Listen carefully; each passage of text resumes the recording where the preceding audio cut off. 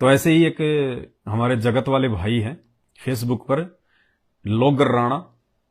लोगर राणा जी का ये सवाल है जो मैंने स्क्रीनशॉट में लिया हुआ है। लोगर राणा जी फेसबुक पर कमेंट्स के माध्यम से सवाल कर रहे हैं। मेरा सवाल यह है कि सतयुग के बाद में द्वापर आना चाहिए, त्रेता कहां से आ गया? लोगर राम जी कह रहे हैं कि 4 युग होते हैं, सतयुग, उसके बाद में त्रेता युग, फिर द्वापर और वर्तमान में जो ये कलयुग चल रहा है। तो इनको शंका है कि सतयुग तो जो है प्रथम युग है, प्रथम युग के बाद में दूसरा द्वापर युग आना चाहिए, द्वापर के बाद में तीसरा युग त्रेता युग आना चाहिए, और उसके बाद में यह कलयुग आना चाहिए था। लेकिन यह तो उल्टा हो गया, सतयुग के बाद में द्वापर आ रहा है,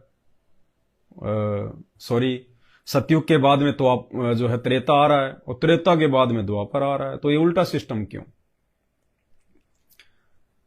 लोगर राणा जी, सृष्टि में जो भी घटनाएं घटित होती हैं, उन घटनाओं की सही सही जानकारी सृष्टि को रचने वाला परमात्मा खुद ही आके बताता है। दूसरा कोई नहीं बता सकता। आइडिया लगा सकता है, वो झूठ भी हो सकता है, वो सच भी हो सकता है। तो सतगुरु रामपाल जी भगवान ने, जो सृष्टि के जनक हैं, जो पूर्ण परमात्मा हैं, जगन्नाथ हैं, सृष्टि में आज से पहले अनंत युगों में जो भी घटनाएं घटित हो चुकी हैं, क्योंकि ये सतयुग, त्रेता, द्वापर, कलयुग, ऐसे ऐसे ना जाने कितने चतुर्युग, अरबों खरबों, गिनती नहीं है। अरबों खरबों तो बहुत थोड़े हैं। अगर हम अरबों खरबों से भी काउंटिंग करें, 1 अरब, 2 अरब, 3 अरब, तो भी 100 साल की उम्र बीत जाएगी हमारी। इतने युग बीत चुके हैं, इतनी बार यहां पे सृष्टियां जो है ये बन चुकी हैं इस काल की, फिर नष्ट हो जाती हैं, फिर बनती हैं, फिर नष्ट होती हैं। उन अनंत युगों की जो घटनाएं हैं, वो सृष्टि रचने वाले कबीर देव, सतगुरु रामपाल जी भगवान की आंखों के सामने फिल्म की तरह चलती हैं। इसलिए सतगुरु जो बातें बताएंगे वो परम सत्य होंगी, उनमें झूठ का लेस मात्र भी नहीं होता। तो सतगुरु रामपाल जी भगवान ने आके इसका भेद बताया है कि सतयुग के बाद में द्वापर युग आना चाहिए था, लेकिन त्रेता क्यों आया? वैसे तो शास्त्रों में इन घटनाओं का जिक्र है, लेकिन लोग समझ नहीं पाते। तो सतगुरु रामपाल जी भगवान ने बताया कि एक समय देवताओं का राजा इंद्र, अहिल्या के साथ में उसकी शादी फिक्स हो गई थी, और अहिल्या के माता पिता उसका लगन करने के लिए, उसका टीका करने के लिए इंद्र की सभा में आए हुए थे। इंद्र उस समय किसी काम से बाहर गए हुए थे। उसी दौरान इंद्र के गुरु गौतम ऋषि जी इंद्र की सभा में आ गए। इंद्र ने उनको विशेष तौर पे आदर सम्मान के साथ में बुलाया था कि अगर गुरु की प्रेजेंस में, गुरु की उपस्थिति में अगर शादी होगी तो बड़ा ही जो है शुभ होता है। तो इंद्र बाहर गए हुए थे, इंद्र को टीका करने वाले बैठे हुए थे। इतने में उनके गुरुजी आ गए, गौतम ऋषि जी। और जो गुरु का आसन होता था पहले, वो शिष्य से ऊपर होता था, शिष्य चाहे राजा क्यों ना हो। तो इंद्र भी गौतम ऋषि के आसन के बराबर आके बैठ गए। अहिल्या के माता पिता ने सोचा कि भाई यही होंगे इंद्र। उन्होंने जाके जल्दबाजी में, क्योंकि मुहूर्त निकला जा रहा था, उन्होंने जाके और गौतम ऋषि जी को तिलक कर दिया। अब गौतम ऋषि जी भी कुछ नहीं बोले। गौतम ऋषि जी ने सोचा कि हो सकता भाई ये गुरु जी का सम्मान कर रहे होंगे। इतने में वहां पे इंद्र आ जाता है। लोगों ने कहा जी लो जी लड़का आ गया, इनका तिलक कर दो। तो उपस्थित लोगों ने कहा कि भाई तिलक तो हो चुका है। तो बोले लड़का तो अभी आया है। बोले जी हमें नहीं पता, मुहूर्त के अनुसार तिलक हो चुका है, अब दोबारा नहीं हो सकता। और मजबूरन अहिल्या की शादी इंद्र के गुरु गौतम ऋषि के साथ में करनी पड़ गई। गौतम जी अपनी पत्नी अहिल्या को लेके इंद्रलोक से वापस आ गए धरती पे, जहां भी अपने आश्रम में रहते थे, अपनी कुटिया में।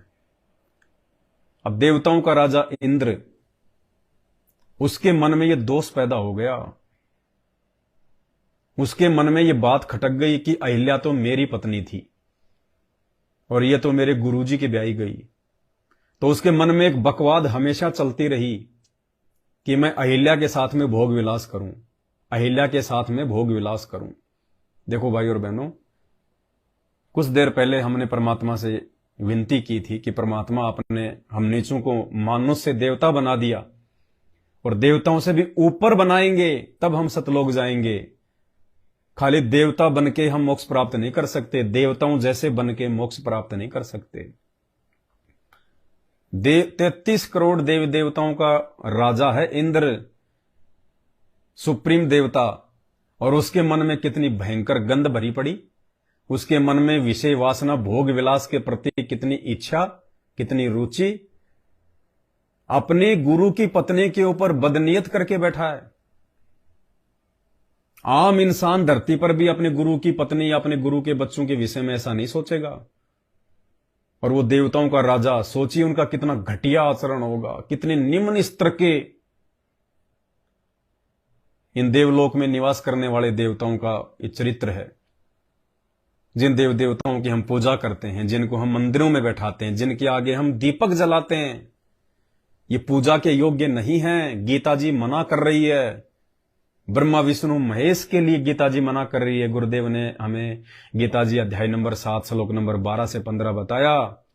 ये काल ब्रह्म गीता का ज्ञान देते समय कह रहा है कि जो तीनों गुणों की पूजा करते हैं, ब्रह्मा विष्णु महेश की, रजोगुण ब्रह्मा, शतोगुण विष्णु, तमोगुण शिव जी, कहते हैं वो मनुष्यों में नीच दूषित कर्म करने वाले, राक्षस स्वभाव को धारण किए हुए मनुष्यों में मूढ़ मेरी भी भक्ति नहीं करते। यानी ब्रह्मा विष्णु महेश तक की भक्ति करने वालों को 4 गालियां दी हैं काल ने, क्योंकि ब्रह्मा विष्णु महेश का आचरण भी हम सबके सामने है। ब्रह्मा जी ने खुद भरी सभा में सभी देवताओं के सामने काम वासना से, रजोगुण से प्रभावित होके अपनी ही बेटी को, सरस्वती को, बदनीयत से पीछे से बाहों में जकड़ लिया।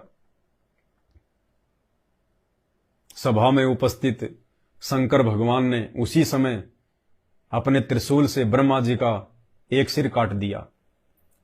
पहले इनके 5 सिर बताए गुरुदेव भगवान ने, शंकर जी ने उसी कारण से उसका एक सिर काट दिया। उसके बाद में ये चतुरानन कहलाए, पहले ये पंचानन थे।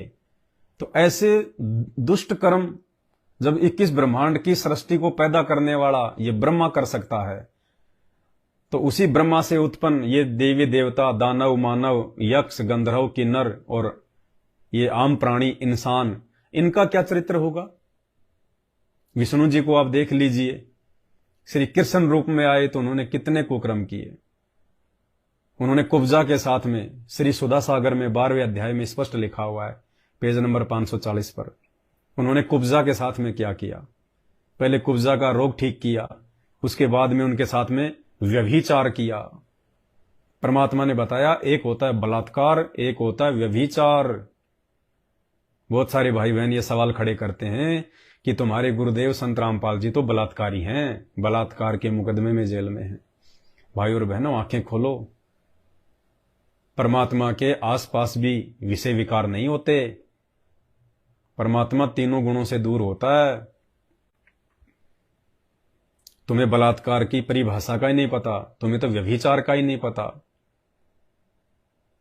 श्री कृष्ण जी ने पहले तो जब वो अपने भाई बलराम के साथ में जा रहा था, रास्ते में उसको कुब्जा मिली, और कुब्जा जो है वो कंस की विशेष दासी थी। उसके ऊपर वो मालिश किया करती थी, उसकी सुंदर थी, लेकिन उसकी जो कमर थी उसमें कुबड़ था, वो झुक के चला करती थी। तो श्री कृष्ण जी ने, क्योंकि 3 लोक के स्वामी हैं, इतनी शक्ति तो है इनके अंदर, और उस कुब्जा का ये प्रारब्ध था कि उसको श्री कृष्ण जी के माध्यम से ही ठीक होना था। तो श्री कृष्ण जी ने उसकी कमर पे थप्पी मार के, आशीर्वाद मार के उसी समय उसको ठीक कर दिया, वो सीधी खड़ी हो गई। और सुधा सागर में भाई और बहनों, उसके बाद में जब वो सीधी खड़ी हो गई कुब्जा, सुधा सागर जैसे इस ग्रंथ में लिखने वाले को भी शर्म नहीं आई। उसके नितंब ऐसे थे, उसका आगे से ऐसा था, इतनी हष्ट पुष्ट हो गई, इतनी सुंदर हो गई, इतना घटिया जो है उसका वर्णन कर रखा है। और वो श्री कृष्ण जी के ऊपर मोहित हो गई और मुस्कुरा के तिरछी नजर से श्री कृष्ण जी को उसने निमंत्रण दिया कि मेरे घर कब आओगे, मैं आपके इंतजार में बैठी हूं। उस समय तो श्री कृष्ण जी की मजबूरी थी, वरना वो तो उसी समय उनके पीछे पीछे हो लेते, लेकिन उस समय उनका भाई बलराम उनके साथ में था, इसलिए शर्मा शर्मी के कारण अपने भाई बलराम को कहीं छोड़ के उसके बाद में श्री कृष्ण अकेला कुब्जा के घर पे गया व्यभिचार करने, भोग विलास करने, और उन्होंने कुब्जा के साथ में रंगरेलियां मनाई, कुकर्म किया उन्होंने। ये पूजा के योग्य हैं, इनकी पूजा करनी चाहिए, इनको हम दरबार में लगा के रखते हैं, इनके आगे हम दीपक जलाते हैं। अरे जिसकी हम पूजा करते हैं उसके गुण, उसका स्वभाव हमारे अंदर आना चाहिए। और यही कारण है पूरी दुनिया व्यभिचारी बनी हुई है, किसी को सद्बुद्धि नहीं है, जिनको पूजोगे वैसा ही तो बनोगे। तो श्री कृष्ण जी ने व्यभिचार किया। व्यभिचार की परिभाषा संत रामपाल जी भगवान ने बताई। एक होता है बलात्कार। बलात्कार उसे कहते हैं जो बाई फोर्स किया जाता है, जबरन किया जाता है, किसी बहन बेटी की इच्छा के विरुद्ध किया जाता है, उसको कहते हैं बलात्कार। एक होता है व्यभिचार, जो किसी औरत की सहमति से किया जाता है, किसी औरत की रजामंदी से किया जाता है, उसको कहते हैं व्यभिचार।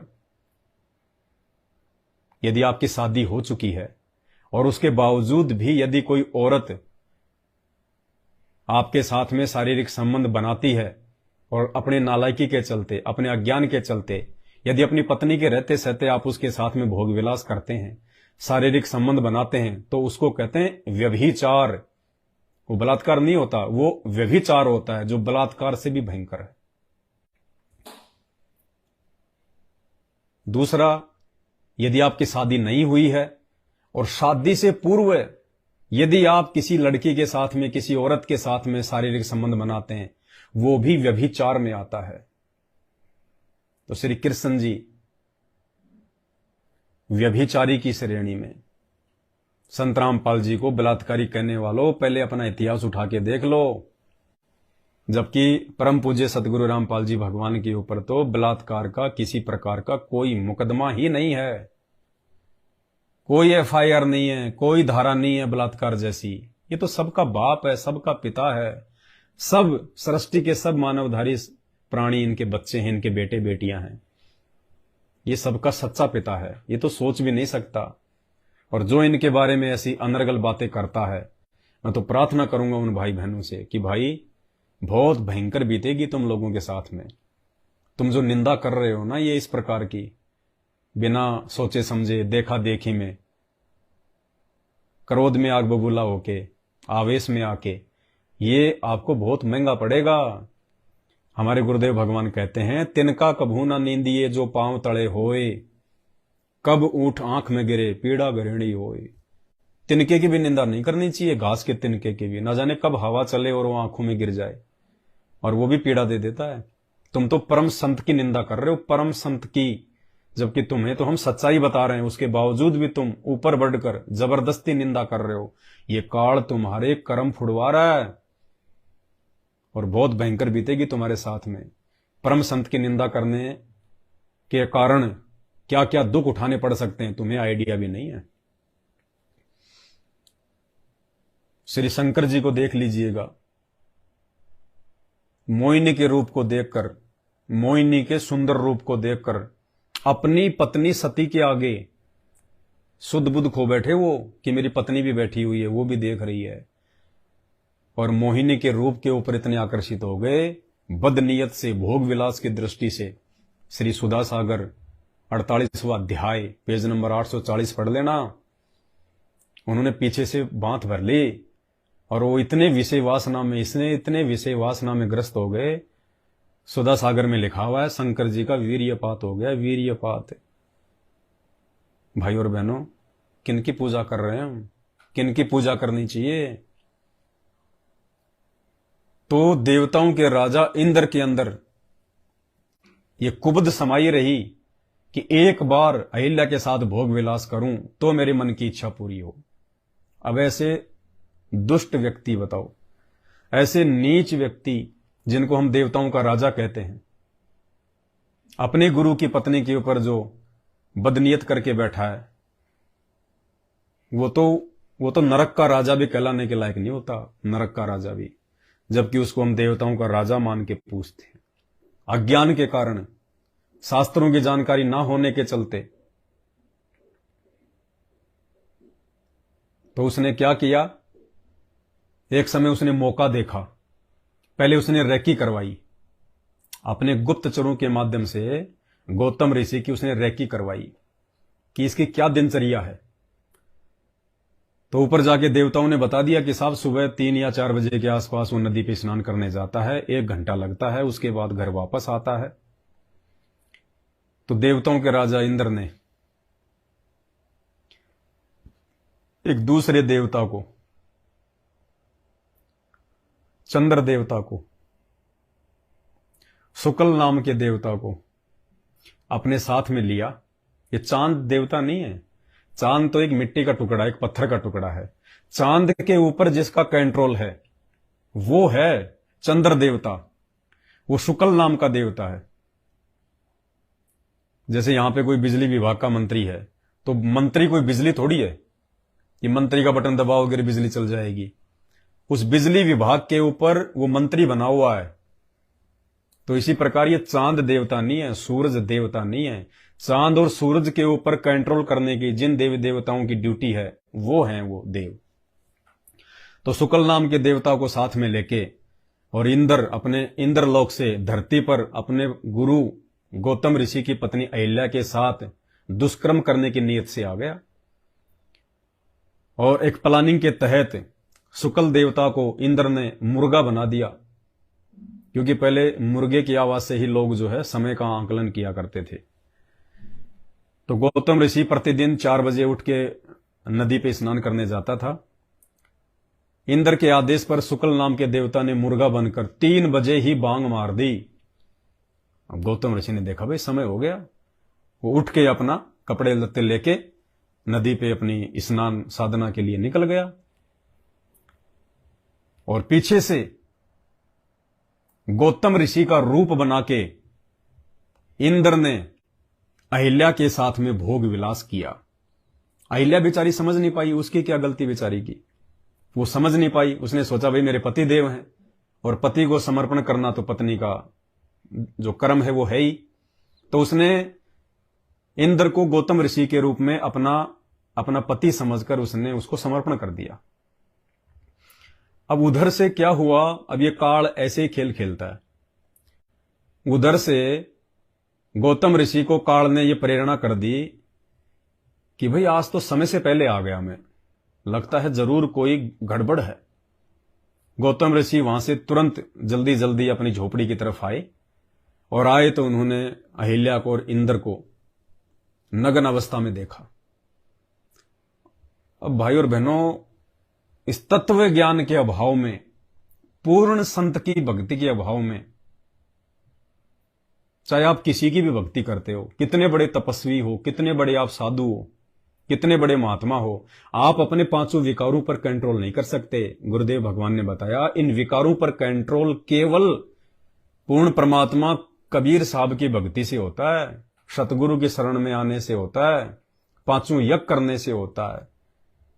अब वो गौतम ऋषि जो अपने आप को बहुत बड़ा तपस्वी समझता था, ज्ञानी समझता था, तुरंत उस अवस्था में देख के वो क्रोधित हो गया, क्रोधित, और इंद्र को उसने श्राप दे दिया। जैसा भी उसने बोला, लिखा हुआ है शास्त्र में। गौतम ऋषि ने इंद्र से कहा कि तुझे विषय वासना का बड़ा जबरदस्त रोग लगा हुआ है ना, मैं तुझे श्राप देता हूं, आज के बाद में तेरे इस शरीर पर 1000 स्त्री योनियां हो जाएंगी, स्त्री योनियां। इतना कहते ही इंद्र के शरीर पर 1000 स्त्री योनियां बन गई, फोड़े हो गए फोड़े, और उनसे मवाद निकलने लगा। अब वो तो भाग गया वहां से जान बचा के।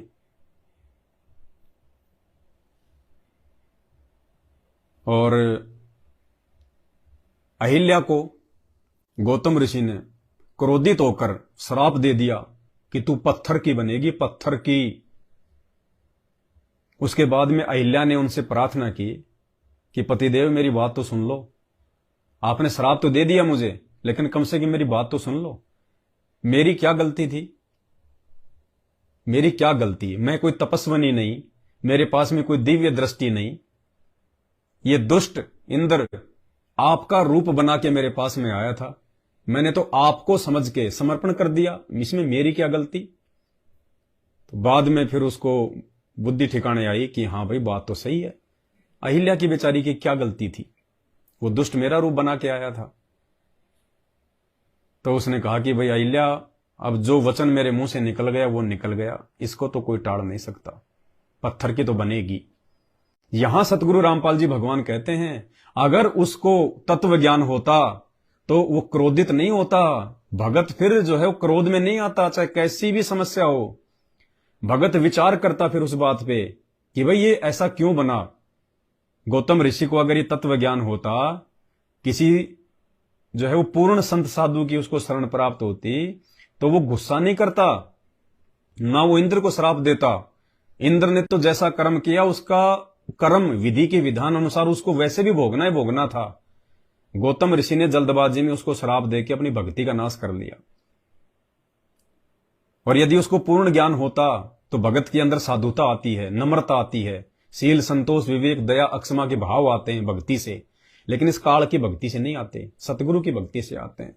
तो गुरुदेव ने बताया कि अगर गौतम ऋषि को अगर तत्व ज्ञान प्राप्त होता तो वो गुस्सा नहीं करता और अपनी पत्नी से पूछता कि भाई आप ऐसी तो नहीं थी, आज से पहले तो आपकी ऐसी कोई शिकायत नहीं आई, मेरे अंदर ऐसी क्या कमी थी, मैंने आपको ऐसा कौन सा सुख नहीं दिया जो आपको किसी गैर पुरुष की आवश्यकता पड़ गई।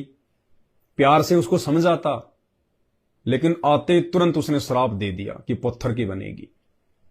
अपनी भक्ति बर्बाद कर ली और बाद में फिर उसको बुद्धि आ गई कि हाँ मैंने तो गलत कर दिया, अहिल्या को ऐसा श्राप नहीं देना चाहिए था, इसको तो बेचारे की कोई गलती नहीं थी।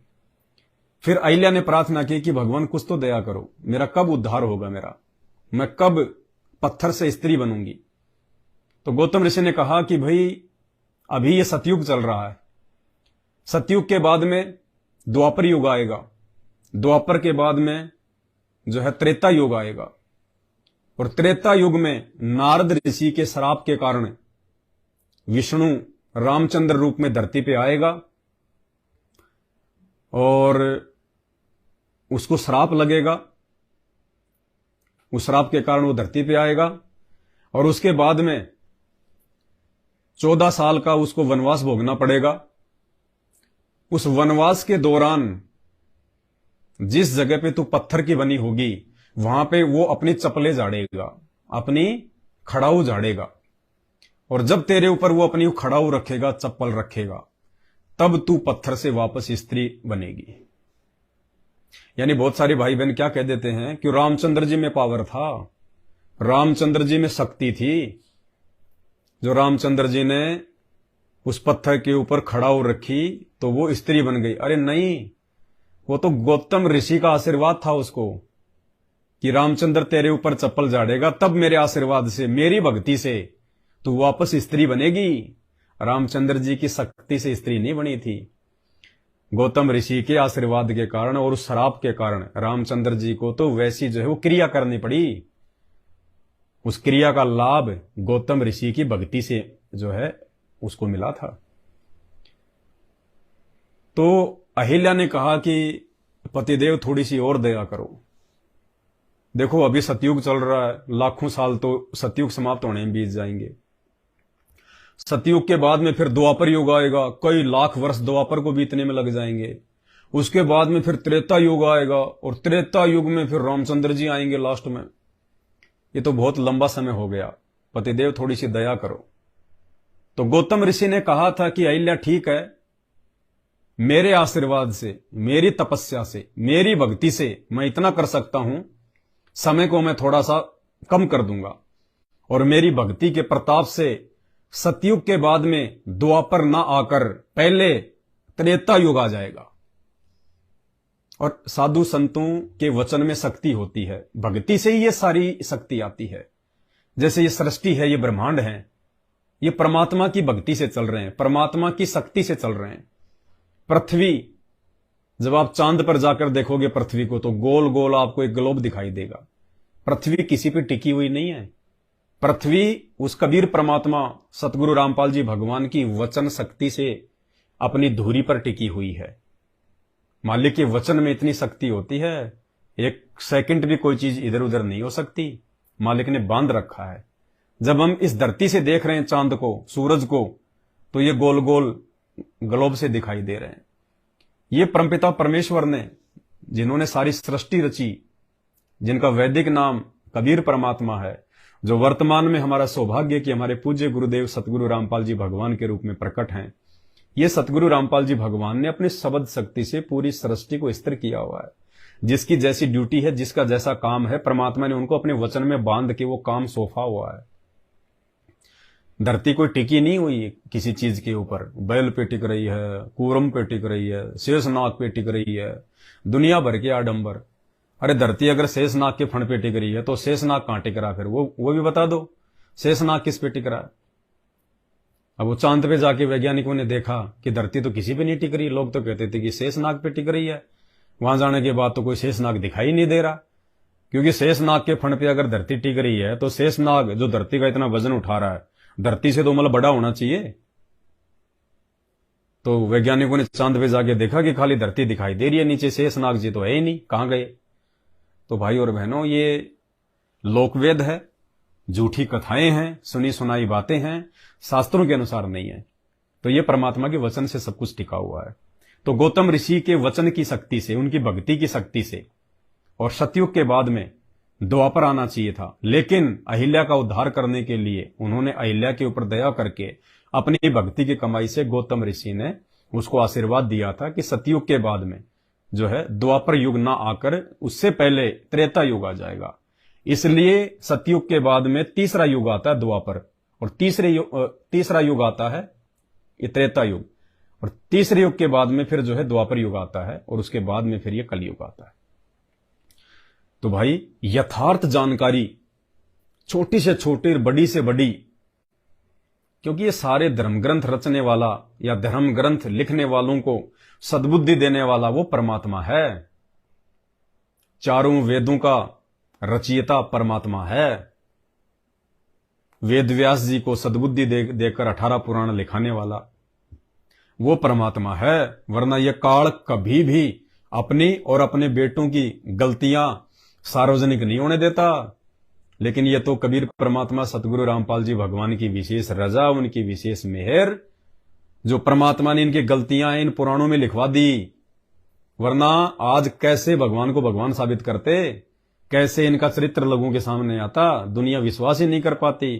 इनको सुप्रीम मान के पूजती कि नहीं, श्री कृष्ण जी से बढ़ के कोई नहीं, श्री राम से बढ़ के कोई नहीं, श्री रामचंद्र जी। देखो काल हमारे को कैसे धोखे में रखता है।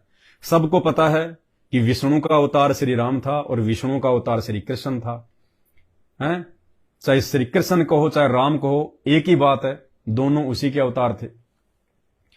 अब एक जीवन में तो उस काल ने श्री विष्णु को श्री रामचंद्र जी के माध्यम से केवल एक ही शादी करवाकर सीता के साथ में पत्नी व्रता घोषित कर दिया कि राम के जैसा पत्नी व्रता कोई नहीं। जबकि उस समय तो राजा कई कई शादियां करते थे।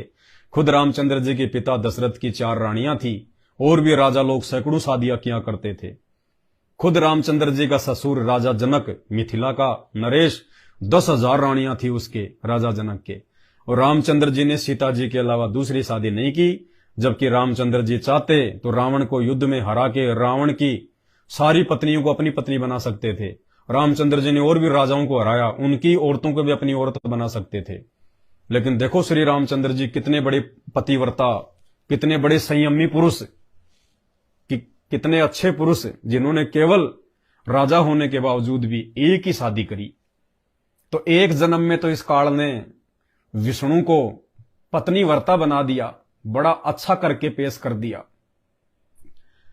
और उसी विष्णु को जब वो द्वापर युग में श्री कृष्ण के रूप में आया तो उसको व्यभिचारी बना दिया। व्यभिचारी एक नहीं, 8 तो खुद की पत्नियां, दिन रात भोग विलास में, 8 तो खुद की पत्नियां, और 16,100 एक राजा से युद्ध करके उसकी औरतों को अपनी औरत बना लिया।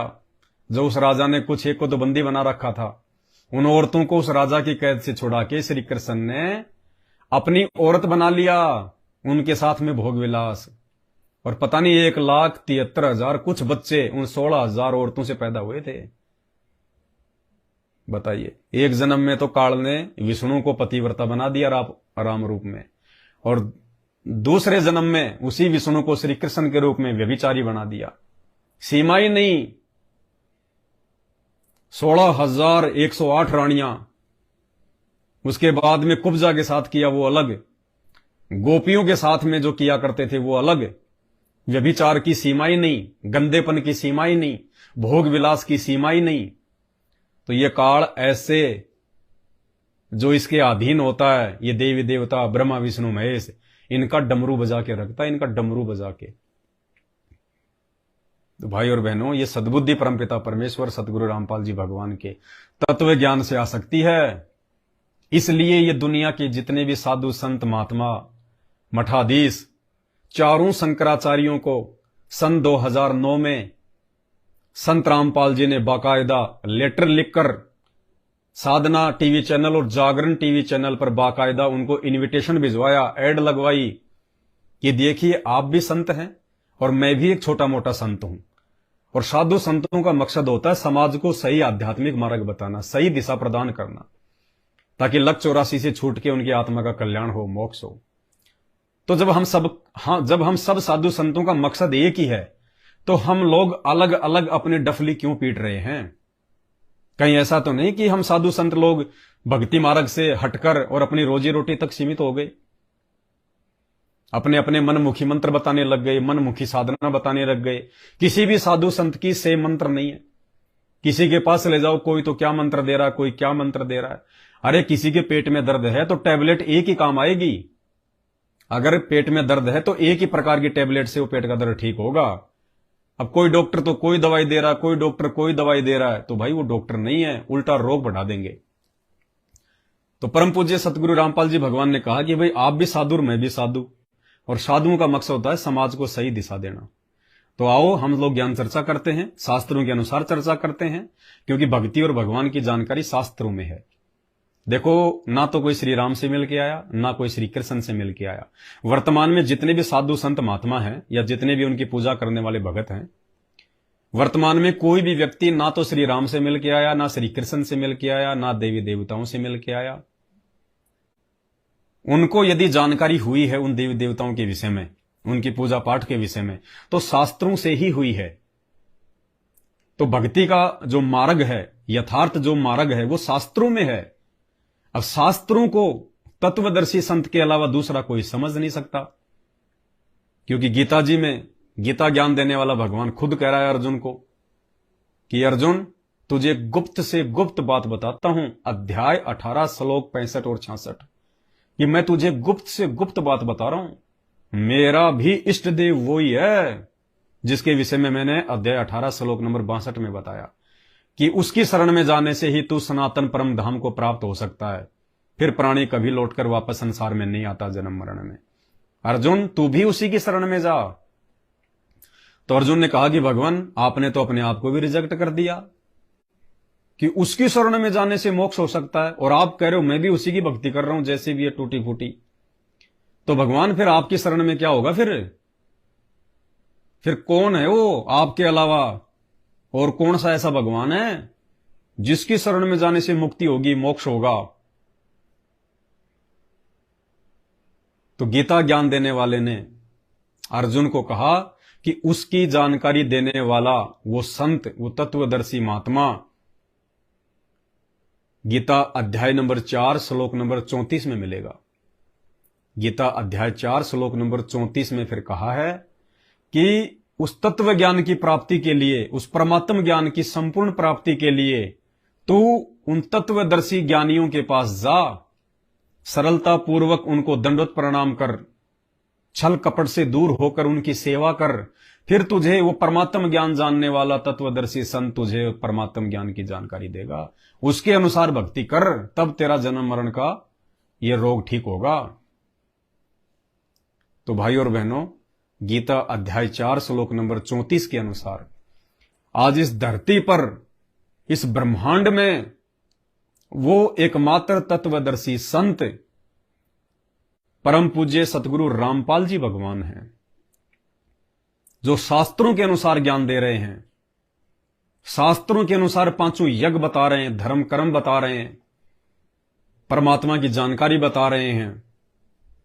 वरना आप खुद विचार कर लीजिए, धरती तो छोड़िए, पूरा विश्व तो छोड़िए, 21 ब्रह्मांड में, 7 दीप 9 खंड में, सप्तपुरी में, किसी भी लोक में धर्म शास्त्रों को दिखाकर, उनका निष्कर्ष निकालकर, इन धर्म शास्त्रों के अनुसार साधना देने वाला संत